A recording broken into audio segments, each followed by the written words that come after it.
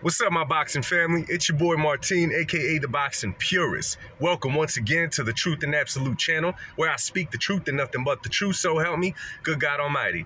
All right, y'all, so, boxing world, there's a few things. So, Boots, we already seen him perform. The kid is nice, and he called out a few names. Of course, he was going to call out Crawford. Of course, he was going to call out Spence, but my man said, Ugas, Thurman, whoever, bring him to me. He said, bring him to me. I hope to see one of those things. Now, second, I just saw an interview with Zab Judah talking about, Canelo's fight with Jermell Charlo, potentially fighting both Charlos. However, I found out that David Benavidez is not signed into Canelo's 3-fight deal with PBC. Now, this is real interesting to me because I assumed in the beginning that he was, along with Spence. Right?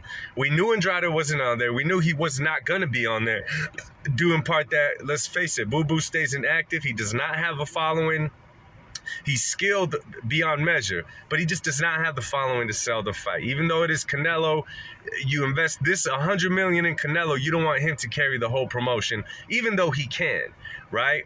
So I don't think nothing is set in stone when it comes to boxing, especially to a 3-fight PBC. It's coming out now that Canelo is fighting both the Charlo brothers in that deal, but things could change. Just like a lot of us thought that Jermall was going to fight Canelo, now it's kind of coming out that Jermall was never in the runs to get the first fight off that PBC deal, with Canelo. You know what I'm saying? I think it's the same thing with this. If Jermall, for whatever reason, is not ready, they're going to have to fill the blank in with someone. But now I'm curious, who else is included in that deal? This is just what I think. Don't take my word for it. This is what makes sense to me.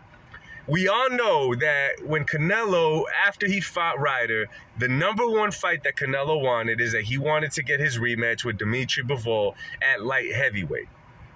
The only thing that makes sense as of right now, right? And it gets confusing because a lot of people, including myself, said, okay, after this 3-fight PBC deal, Canelo's going to cash out and he's going to retire. That's just what we're saying, but we don't know if this is what Canelo's thinking, right? I mean, once a fighter, always a fighter, right?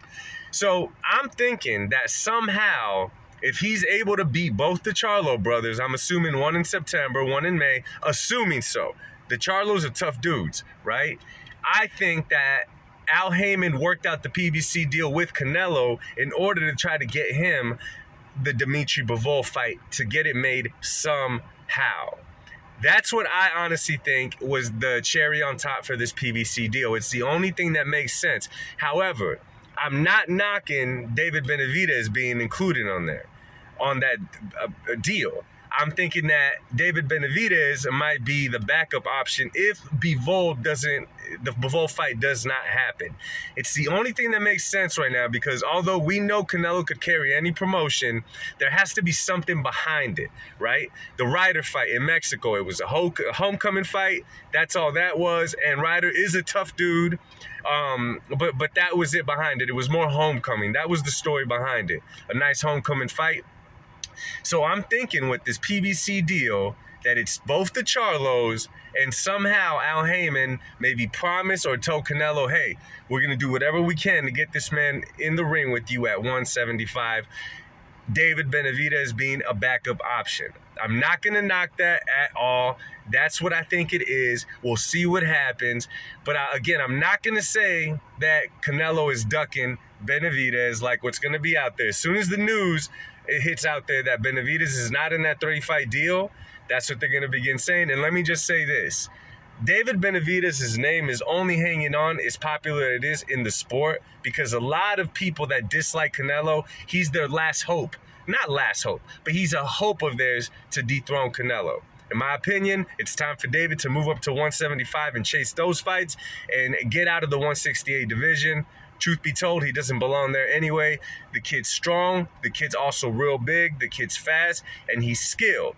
But in my opinion, it's time for David to jump up to 175. So I know I've kind of been all over the place, y'all. Let me know what y'all think. If you're not subscribed, hit that subscribe button. Drop a comment down below and let me know what you guys think about that 3-fight deal. Now that it came out that David's not in that deal, it's been said by a few people. His dad kind of hinted that he's not included. What do y'all think? Do y'all think that Al Heyman is somehow going to try to make the Bivol fight happen for Canelo, with David being the backup plan? Or is Jermall Charlo not included in the deal? It's just kind of thrown out there to two brothers, but that's actually Benavidez.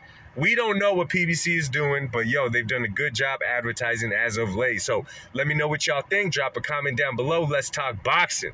Much love. God bless y'all. Peace.